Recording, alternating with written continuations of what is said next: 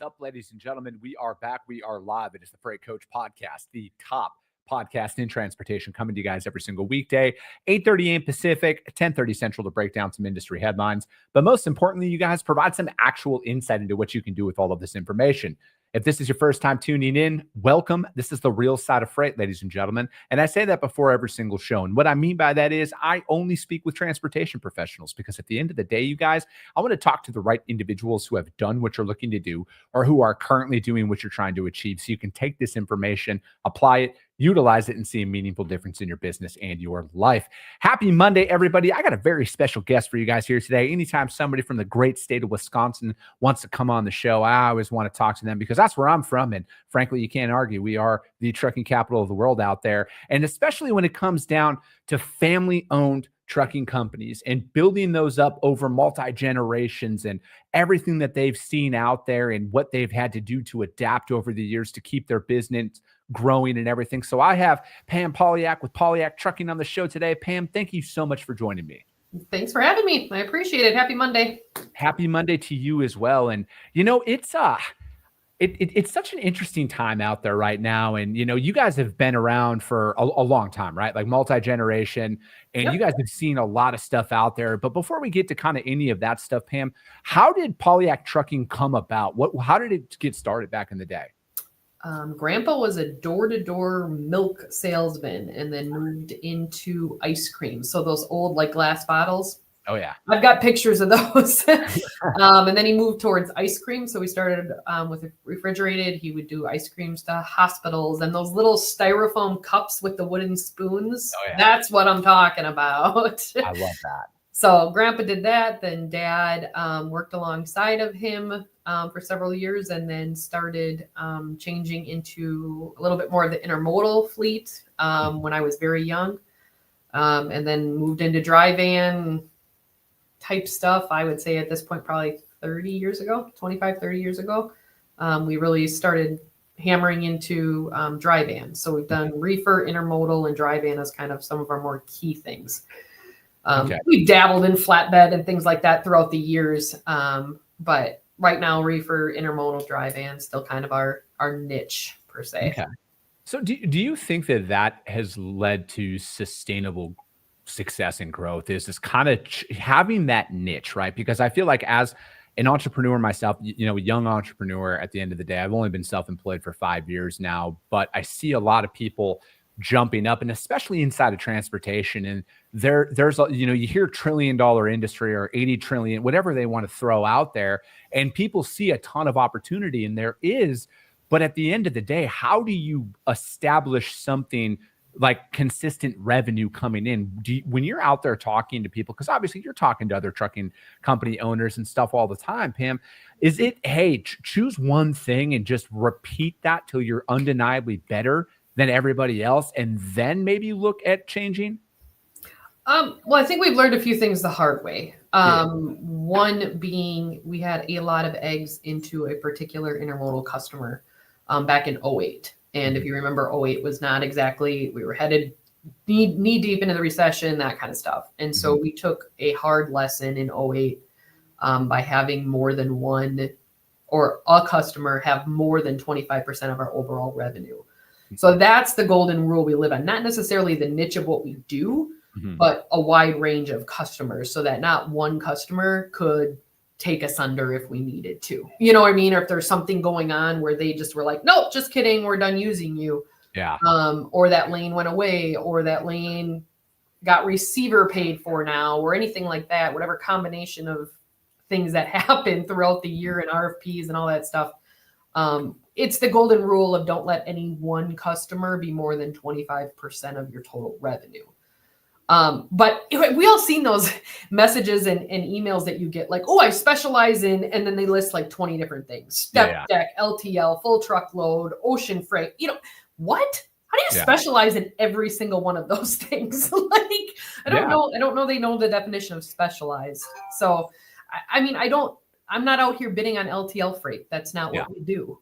And so why would I saturate that market with something that I'm not educated enough on in pricing and how to make it work and make it even profitable for my customers?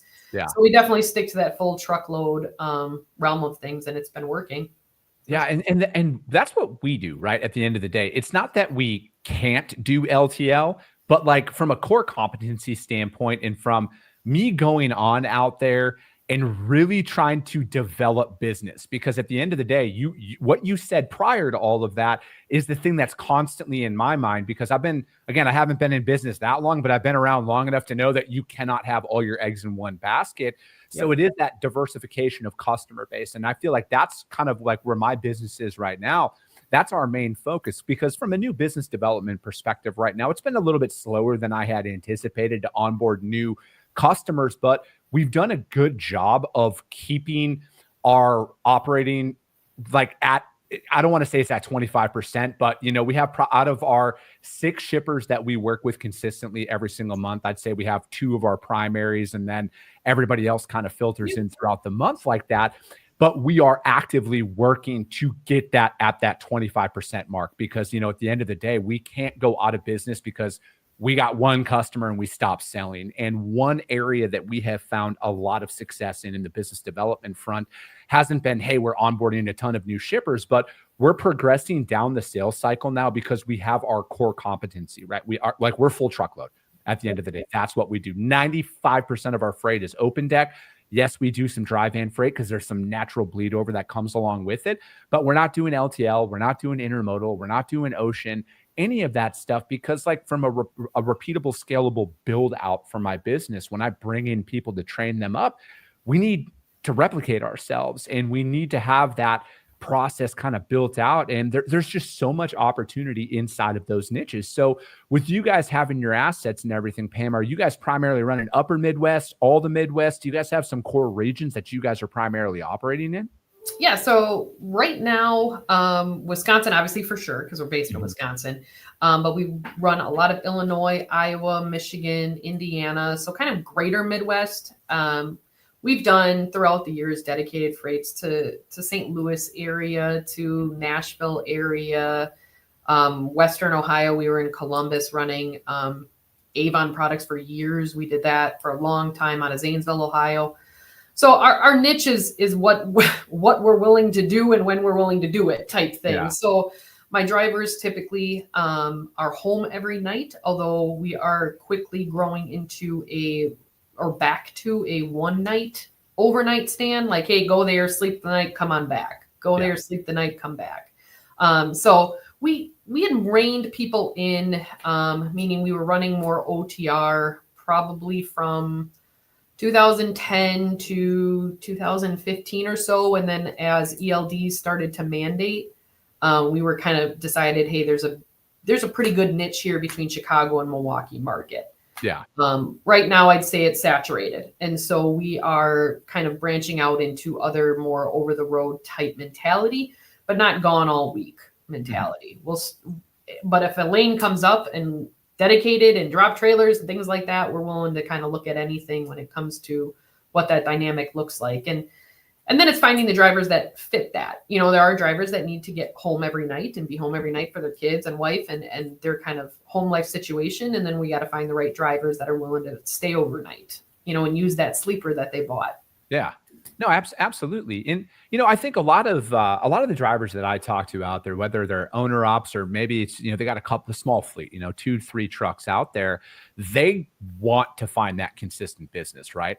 How would you advise somebody to find that direct freight, whether it's from a broker that has consistent lanes or going direct to that local shipper or somebody in their area where they can go and get consistent business to where they can keep their wheels moving? Closed mouth doesn't get fed. Yeah. If you don't tell people that that's what you're looking for, if you don't tell people that that's what you need, that's what you would like, then how do they know? The reality of like a random broker calling you up while you're sitting at a shipper saying, hey, I have this dedicated run, and just taking a guess that you have the capacity, the willingness, whatever to do it. You start putting yourself out there and marketing yourself like, hey, I can do drop trailers, or I'm looking for this specific lane every day, or I have regular backhauls out of this location. I can advertise the opposite, whatever it is. It's just letting people know. It's building up that formula. So what we do and have done for years is any broker that we work with, as soon as we haul a load for them, they go on that spam list, right? That this is where our available trucks are. This is what we're looking for. But it also kind of cues in some of the marketing that says, hey, I'm looking for some dedicated backhauls out of Iowa back to Wisconsin. That's what I'm looking for. I've got the one way with the customer, but now I want to get off the load boards as much and start trying to see if I can get another customer to match that lane. And that's where just my dispatchers, my customer service person, they're all responsible for making sure that those follow-ups happen and then keep those conversations going. Like, hey, we're still looking for this. We're always looking for the Milwaukee to Chicago range and backwards and forwards. And sometimes you have more outbound than you have inbound, and sometimes the opposite. So you just got to keep telling people what you need and what you want and what you're looking for and what your niche is. You want to be the carrier ones to California every week? Cool. Say it. Yeah. There's a lot of people who don't want to do that lane. No, so go ahead and say it. If you have a special niche of, okay, I can do drop trailers. I can give you a couple drop trailers. Well, that's very beneficial for a lot of people. Mm-hmm. And then being a one to even 5 truck ratio, that's not very common that they're able to do drop trailers. So advertise that. Make it sound beneficial to them. You want to be their asset, their problem solver, and if that's what they need, then let them know so that you guys can connect on the freight. No, I'm right there with you. And I feel like whether you're a broker or a carrier, like, you have to know why you're calling people. And I feel like back in the day when I first started brokering and making sales calls, you could kind of be a generalist, right? You could kind of be like, hey, we can go out there and, do whatever. And now I've just seen almost like a seismic shift of, and again, this is just coming from somebody who actually prospects every single day. The receptiveness from the shippers, everybody answering my calls, vastly better when I'm like, hey, we do this. We'd like to run this region. This is kind of our specialty.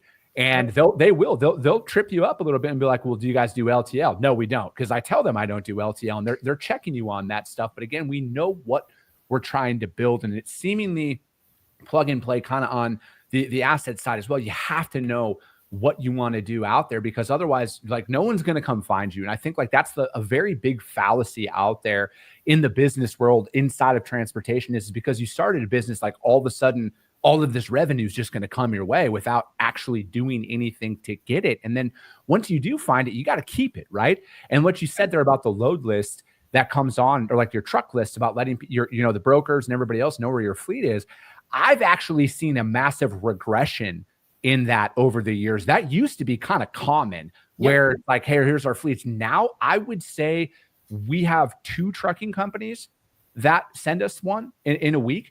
And it used to be like 15 a day. Yep. But that's where you ever heard the phrase, don't stop doing what's got you to where you are? Yeah. To me, it's a little bit more of, like, write the thank you card. Mm-hmm. Don't just send the email. See if you can mail it. See if you can actually write out a thank you card. And it's the idea of, like, still doing things that got us to where we are. Yes, it's outdated. Yes, some of the responses are like, make sure you're posting to our load board. Well, yeah, all these 150 brokers that are on this list all have, I would say most, have their own app now, have their own load board, have their own whatever. Do I have the capacity to have my dispatchers sitting there for hours posting to all the different individual load boards? Absolutely not. Absolutely not. So the people who respond to those emails are the ones we want a relationship with, right? There might be some that we don't hear from, and there might be some that are just few and far between. There might be some that respond saying, I don't have anything right now, but I'll keep it in mind. And those are the ones that we care about. Mm-hmm. I would say probably 25% respond to the emails. And then there are a lot. I'm sure that I just delete it and it gets sent to the spam box, but it still works. It still gets the job done. So I'm not going to have my team stop doing it. Is it the most ideal? No, I mean, I get where they're, from a broker standpoint, they would much rather us go onto their lower board and hit the book now button. But call me old school. I want the relationships. I want somebody to respond to the email. I want them to know that if they've got something out of Milwaukee, they can call us and we're going to answer, and we're not a robot, and we're not clinking, and we're going to have a real conversation about what the rate looks like, you know, and that's a key part too. I hate those book now buttons. Yeah. I'm right there with you. I am old school like that as well, Pam, because like I want to know how many trucks are in your fleet. I want to know when you're available, and we let people know, like, hey, We have daily, weekly freight out of this market. The next time you're coming back, hit us up, let us know about that. And again, I mean, we got probably 5 emails this morning from carriers. Hey, I'm going to be here this day, this week. And again, it's top of mind for us because a lot of the freight that I see inside of my business is your technical spot market freight, where it's last minute, it's same day. Even though I know there's a high probability I'm going to have freight out of this shipping location this week, it's all last minute. Now, who do you think I'm going to think of first? I'm going to go right to those guys because it's top of mind. They emailed us, hey, we're empty in this area. And so I just feel like it is kind of that closed loop capacity is really what you want to work for. And brokers need to do the exact same thing. Once you have those carriers that are doing a great job for you, why are you even posting that load, right? Why aren't you going direct to that carrier and letting them know? And we have our top 5 that we reach out to in every market that we ship. As soon as we see a load come about, boom, that's just who we hit up and run with it, because there's just so much stuff that's going on out there right now with everything. And I kind of want to transition to that for like the back half of the conversation here is, making sure these carriers are compliant. And when everything is legit, right? Like, why are you risking and going on out there? And, and speaking of compliant, how are you guys staying in front of the ever-changing rules and regulations that seem to be happening? I feel like that's almost a full-time job now, Pam, for most fleets out there. Yep, absolutely. And it is for me too. I mean, one of the big things is kind of following some of the more key articles and that kind of stuff. People put out articles, obviously, like Freight Waves being one of them. Stay on top of some of the data that's getting put out there. Just following FMCSA, Federal Motor Carriers Association, their websites, their LinkedIn posts, following their kind of stuff. I love what they just did with the verification process for the new entries. I was excited to see that they're talking about doing that for all current carriers by the end of the year. I would love to see that happen. But staying on top of all of those different types of articles, it can be a full-time job, because especially right now with Sean Duffy playing and playing his cards, and I believe he's a great fit for our industry. Staying on top of everything he's doing right now, and him just kind of eliminating those 50 laws where some of if you go through and read the whole list, some of them are quite entertaining, where it's just like, this is old language. It doesn't even make any sense. Yeah. But that also means that there's probably going to be some new stricter laws coming down the pipeline, which I hope will be the benefit. Our president had stated that 10-to-1 ratio, you get rid of 10 laws, I'll let you have a new one. Yeah. And so him getting rid of 50 last week is certainly going to, in my opinion, would trigger some new laws coming in. But hopefully it's to the benefit. I really think him going back to reinforcing the language barrier law is going to be a good move. For some of these things. The verification process is a good thing, but staying on top of all of those ever-changing things, especially with a new administration, it's a big deal. It's a big deal. You got to stay on top of it as much as you can. Find the articles, watch the podcasts, read the stuff, and try and weed out the fact versus fiction. I know some of it's very lawyer talkish type stuff, but that's where it's like, surround yourself with the right people who understand what it's saying. Because there can be a lot of those where you're like 395.5 RAB. What law does that say? Exactly. And you just got to work through it, but have the right people. A lot of times insurance brokers, they can be very helpful. Some of the bigger brokers I know have compliance people on staff. But now I also have the consulting business. So I started that to really help the under 10 truck fleet operations be compliant in their everyday things, And because like that's what I see. And again, I do say this often on the show. I'm like, hey, you're a business owner. It is on you if your business is not compliant, right? Like you can't blame anybody but yourself in that situation. But again, I feel like the overwhelming majority, I would argue 95% of the carriers that I've worked with in my career are great people that just want to do the right thing. They work hard and they want to provide for their families, right?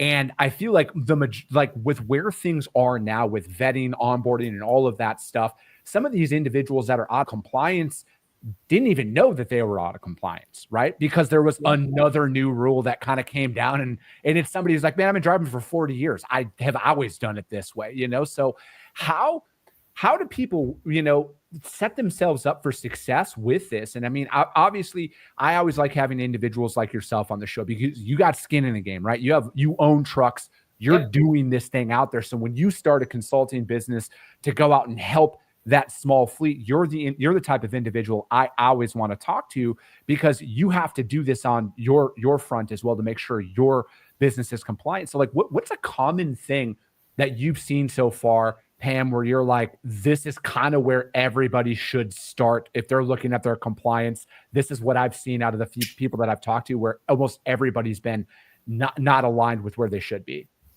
So here's how I always start. I Yeah. start with a mock DOT audit. Okay. So they come in, we kind of have our first initial conversation. They answer just kind of some general questions. Do they even know what the FMCSA or the SMS scores are? Do they even know that they need a driver qualification file? Some real basic 10 questions. It's on my website. It's just kind of to see where you would grade at during a rough audit. But then the first step of really digging in is doing a full mock audit. Do you have everything the way that the DOT would require it in the setting? And here's your timeline. You've got 48 hours to do it, which is the same 48 hours or 72 hours that the DOT would give you. And that really gives me an understanding of where they're at and what they know and don't know. Are they more focused on, okay, they got everything perfect for the vehicle, but nothing for the driver files? Mm-hmm. Or they have everything perfect for the drug and alcohol, but nothing for the equipment. They don't even know that they needed a DOT on the truck. I've seen that. Mm-hmm. One of the big ones that I've seen a lot of, far too many in my opinion, mainly because the DOT puts a lot of emphasis on it, is that there's not a lot of people who understand the difference between a clearinghouse and a consortium. Yeah. They're two different things, and you need to do both or you face huge penalties. What is that? And so I see that a lot. Like, oh my God, I had everybody signed up for the clearinghouse, but I had no idea we weren't on a consortium. I wasn't getting a list. I was sending them for pre-employment, but I wasn't sending them to the consortium. Or vice versa. They didn't even know that the clearinghouse was a thing, but they've got the randoms on the consortium. Mm-hmm. And it's like, you need to have both. And there's, to your point, they're good carriers, good people providing for their families, providing for their drivers' families, and not even realizing that they're making a mistake until somebody comes in and digs into their files and figures it out. The problem is that 9 times out of 10, it's the DOT doing it. And then at that point, it's too late. You don't want to go to the DOT and be like, just kidding.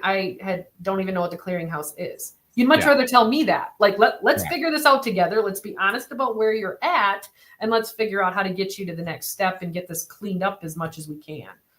Is there like a checklist out there? I would assume that the DOT would have that on their website. Like, hey, here's these 20 items. You need to make sure this is all done on an annual basis. Otherwise, you are out of compliance. But in my opinion, it's the government. So that's probably not out there at all.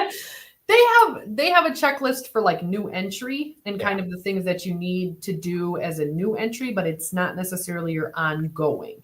Mm-hmm. You kind of have to, what I found is you kind of have to know what you're looking for in order to figure out, like, if you know, hey, I need a driver qualification file, you can find the list of things that go on the driver qualification file.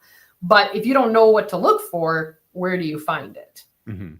And so that's literally where I come in. That's literally where it's like, okay, in 2020, all these guys went out. We had a bunch of owner operators, and I helped them get their own authority. It was the new coolest thing to do. You can make 6 figures. Everything was great. The world was round at that point. And so once I started realizing that they weren't doing it the right way, or their brother's cousin's stepdad told them how to do it this way, and you find out it's not right at all, like, who told you to do that? Yeah. Who told you that's how it's supposed to be? Or, things like your accident registry, you're just guessing. Hey, do I need to send them for a drug test? Mm-hmm. Well, be careful, because not all the time do you want to send them for a drug test. It can be more incriminating than good if you do it the opposite way. So it's teaching them how to operate in that realm when sometimes they have bad information. Yeah. And so much of the insurance world in itself don't spend the time with the small carriers until they get to 10 or more. Yeah. Well, you got to get through 1 to 10 before you get to 10, and if you have got bad habits by the time you've got to 10 trucks, the owner's probably out of the truck right now. Mm-hmm. They probably are inching towards either a dispatcher or an ARAP person or some form of, you got 1 or 2 people in the office, or you're starting to get there. But if you've got bad habits in the beginning, by the time you get to the 10, 15 range, now you're fixing things. But at that point, you're probably on the DOT radar. Yeah. as it is. You know, if you got 10 trucks, there's probably some things going on. So it's understanding and getting to them early rather than too late. And that's where this whole thing started. It's like, I didn't even know that, because I've been in this business for 20 years, but for the last 30 years, we've had well over that 10 fleet trucks.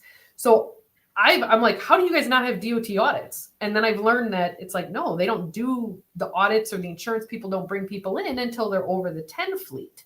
And it's like, well, wait a minute. How do we get from point A to point B? I feel like the industry in itself is missing this gap of the 1 to 10 truck operations and getting in front of them. And as bigger carriers, they blow them off. Oh, they don't know anything. They don't get this industry. They don't know what they're doing. Well, why can't we teach them? Who's to say we can't teach them?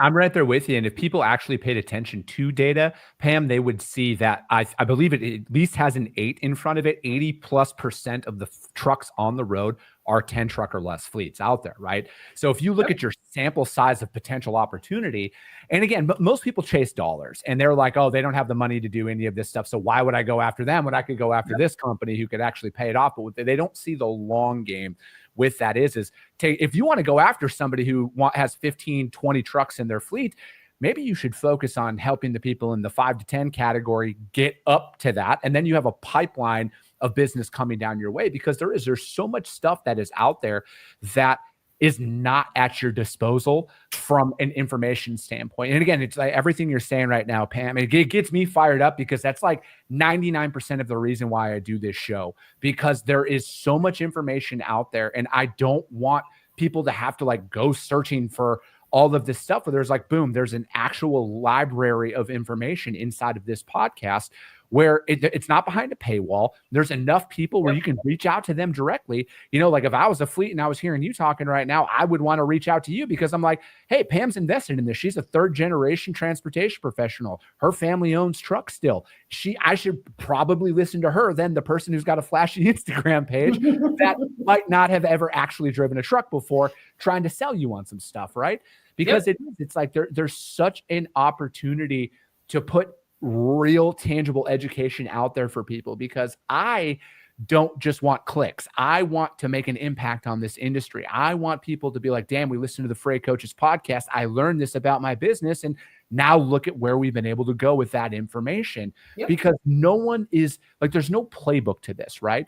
And then with today and social media and what it is, there's so much bullshit that's out there, and it's compiling by the day. And ultimately there's a bunch of people who are trying to sell you stuff that isn't actually legitimate. And it's like you do surface level research, right? Where it's like, oh, hey, they got a cool Instagram, or they got this awesome TikTok. I should probably go sign up for all their stuff. And then a couple of layers and thousands of dollars later, you're like, wait, you never taught me anything. It's because it's a multi-level marketing scheme, essentially. Well, you remember in 2020, well, this was big in my world in 2020. I would see all the time, oh, I'm offering a dispatch software. Oh, yeah. I'm offering a dispatch class. Yep. Like, what? A what? And then I literally had, and I won't say names, obviously, but I knew somebody whose wife had set up this dispatch class, and she was offering this 8-hour session for $1,000. And I'm like, but you guys don't have your stuff right. Yeah. Like, you guys have only been in business for like 2 years. And it was just the new cool thing to do. But that's where the misinformation is so easily found. Mm-hmm. You know, it's like, who's actually teaching you? Who's actually the one that's got the history behind you? You know, to me, and this is going to make me sound kind of old, but like, if you're post-COVID, you have a completely different mindset than the people that are pre-COVID. Yeah. We've been through some of this before. And especially if the people who were around in 08, 09, when the recession hit that time, like, we've done the grit, we've done the hard work. Those are the people you should be listening to, not the ones that, you know, a year in or 2 years in. And because right now we're in a really unsure time. And I think everybody can feel it financially, but how are you going to make it out of this? Yeah. And everybody's like, oh, let's wait till the rates go back up. Well, the rates going back up doesn't miraculously fix things. What if they don't, though? That's one thing that I always challenge everybody. What if they don't go up? Yep. What if it doesn't change for the next 6 months or a year? Are you going to make it, or are you going to quit? Right? Because like that's where I see a lot of this stuff. And that's what like really irritates me when I see a lot of these headlines and a lot of these posts that are out there. It's like, Well, what if it doesn't, you guys? Like, how are you going to feed your family if it doesn't? Are you just going to, because like, again, you could sit here and wait and wait and wait, but is it actually going to change? I don't know if it is, right? Like, it could very well, the freight market today could very well look identical to this in 12 months from now. It very well could. Nobody actually knows. It's all an educated bullshit guess at this point. Yep. Absolutely. Absolutely. Well, Pam, I was going to say, I'm going to have you back on. Like, I could go for another hour with you minimum right now. About Easily. Yeah, but we will have to have you back on because like all my guests, everybody's got a day job as well. And how does anybody reach out to you though, to find out more about what you guys got going on? Well, I've got 2 websites. The consulting business, if you're interested in that, from a small fleet operations is polyakconsulting.com. And then from a freight standpoint, we have polyaktrucking.com. That's where the brokerage is based, as well as assets. Emails pam@polyaktrucking.com. I'm always open for a conversation, and just kind of seeing where everybody's at and seeing what's making their wheels turn and how I can help and go from there. Perfect. Pam, thank you so much for joining me. That is going to be it for today, ladies and gentlemen. If you guys can't find her out there at all for some reason, hit me up. I will gladly put you guys in contact. But that will be it. As always, if you guys got value in what you heard, subscribe to the show, you guys. If you're feeling really ambitious after this one, which you should be, and you haven't ranked the show yet on iTunes and Spotify, rank it, because if you saw value, your network's going to see value as well. I appreciate you guys. I love you guys, and we'll be talking to you soon. Came back with a bang, window down, yelling out money, anything. Hey, ooh, got the foot on the gas, pedal to the metal when I'm getting to the